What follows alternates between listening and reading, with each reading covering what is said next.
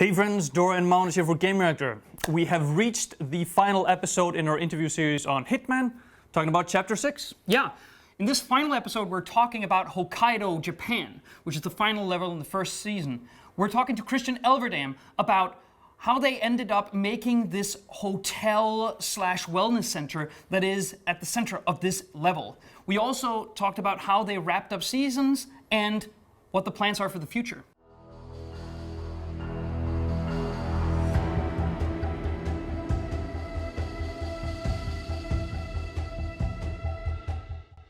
There are a few different elements that go into the sort of deciding where to go in a Hitman game. I think, and we touched on it a little bit earlier, that there's the actual physical travel, globe-trotting element. What country, what continent, what climate do you go to? And then there's the event or the place itself. And I think for Hokkaido there were many different things.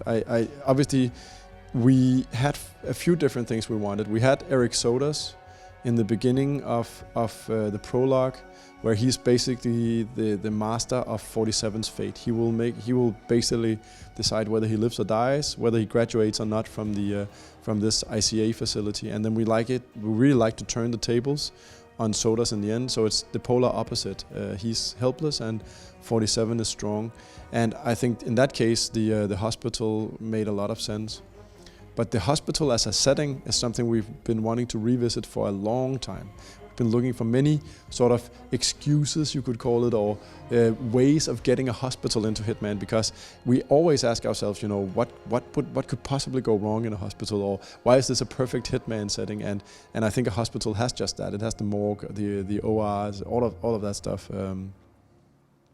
So in that way, even the hospital without Eric Sodas makes sense. And then it also became sort of clear that we want our world feels contemporary, and we play with at least some elements that are borderline.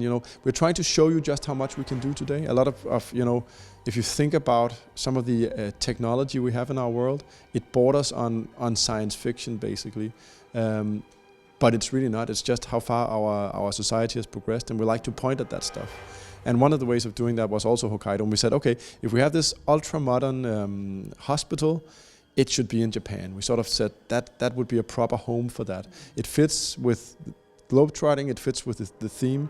And then again, if we play with contrast, it's very nice that if you take the region of Hokkaido, it's very, very rough, it's cold, it's desolate, it's one of the toughest places on Earth. And then put in one of the most controlled climates in there again as a complete contrast to it. Felt really interesting from an early conceptual point of view. And then again, if you think about themes, a hospital is both, it's terrifying in a way, right? And it's controlled.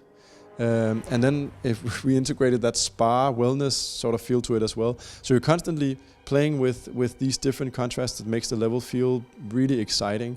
And there are elements of it where you wake up in your bed and you're just looking at this beautiful vista, and you go like, hey, I could stay here, I want to go here. That's the proper tourism part. A little bit like Sapienza, there's an element of, I actually want to be in that place. But much like the biohazard lab or the morgue in Hokkaido, you don't want to go there. That's not where you wouldn't want to have surgery or be in a hospital for real, basically. So I think we had a lot of different elements that sort of fit together nicely, a lot of building pieces that we could then start crafting the level around and the story around, obviously. And again, as we talked about earlier, I mean, when Paris came out, Sapienza came out, some of the core systems, like disguises, for instance, were in general really well received. So that also meant that for Colorado we could play with, let's call it proper, more hardcore military stealth, you could almost call it, even if it's still fully Hitman. But then for Hokkaido we could start playing with the AI running the building and disguises being keys and all that stuff, which is, you could call it experimental, but at least it's playing with the formula that and that's nice, obviously, because when you've spent a lot of time in the game, it's always nice when we start shaking up the rules a little bit and breaking some of the conventions. Also really like the idea, we had that from the hospital very early, that a target in a highly technological hospital, if you kill him the wrong way, he will just get resuscitated, right? And so playing with what you can expect became a theme.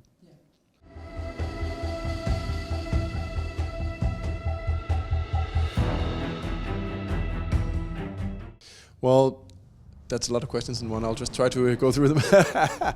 So elusive targets for us was obviously a completely new thing. Conceptually, they were trying to explore the concept of a live assassination. We wanted to do a live game, a game that felt living, and it became a super interesting contrast to the normal Hitman experience. If Hitman, as we talked about it, is digging into the level, replaying it until you basically become God in the level, because you sort of mastered it, you know where everything goes, you know all the elements. Then the elusive targets is almost the opposite. It's us challenging you to say, you might know the level, but this specific hit you'll never ever get to play again. So you have to rely on the skills you've built up. You cannot really keep replaying this until you sort of familiarize yourself with the target, and that makes it, that moment of assassination becomes almost real. At least I cannot, even though I know the targets, I cannot play an elusive target without having sweaty palms and a big heartbeat. And I just love the YouTube videos that come out of that as well, where people, you know, they're in the sniper scope, they shoot, and it's like, and then, target, I got the target, but then it's like, I have to exfiltrate the level, they're running out, and all of this could, if they die, that's over, right? That's the end of the story. And that's the polar opposite of replay. It's the play once experience. So in that sense, that has been, I would say it turned out as good in real life as we had hoped when we sort of came up with the concept, which is rare. I would say is normally you have to do a lot of tweaking and figure out what works, but this concept is really strong at its core, and I think people have loved it. I think I can tell you we agonize with people who also go like, but I failed, and we're like, yeah, sorry, because that is part of the rules. And I think in a world where so many things, have retries or do-overs and this, then I think it's exciting to have something that's not doing that. It's obviously voluntary, right? We don't force you to play this, because it can be agonizing if it fails for you. So I think we're very happy. We see a lot of people coming back when we do elusive targets, which we're super happy about, because obviously we like people coming back into our game and discussing it, and again agonizing, and also sometimes just I did it.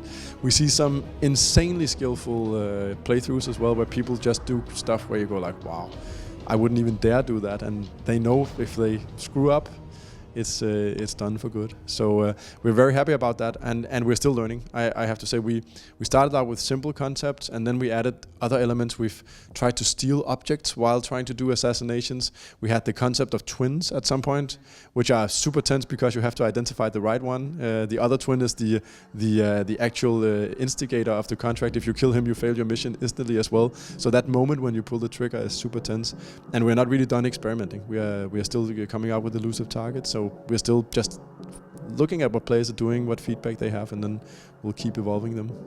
Thank you everyone for watching this 6-part series. Each episode has focused on a specific chapter of the first season of Hitman, and as we said countless times here, that entire season is now available for sale, both digitally and in physical form on store shelves. So no wonder that IO has learned a lot from the release of the first season, and we can't wait to see how they apply everything they've learned in future Hitman installments. Yeah, and I mean, they're still releasing content for this, elusive targets, etc. They are. So we'll see you out there. Yeah.